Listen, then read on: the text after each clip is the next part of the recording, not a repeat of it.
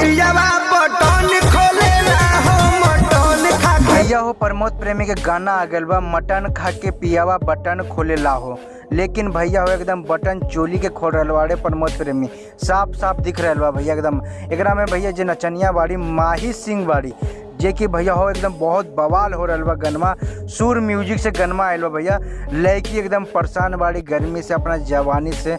लेकिन उहे माही सिंह कहत अड़ी कि बतावा बहुत हम अपना जवानी से एकदम तबाह बानी, लेकिन प्रमोद प्रेमी के एकदम खाली गोली में बंदूक डाले खातिर एकदम पिस्तौल खोज रहल बाड़े, ढाई ढाई मारी हैं हमरा।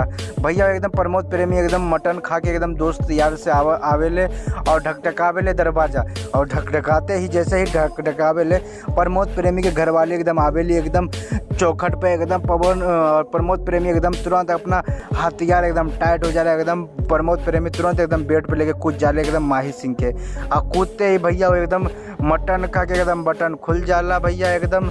और वही प्यार मोहब्बत वाला खेला चालू हो जाला। और ये ऐसने गनमा भैया आशुतोष तिवारी लिखले बाड़े गनमा के, आर्यन शर्मा म्यूजिक दिले बाड़े, रवि पांडे डायरेक्ट केले बाड़े, और महिमा सिंह बाड़े एकदम नचनिया। और भैया बहुत अच्छा गाना है, जाके सुनी।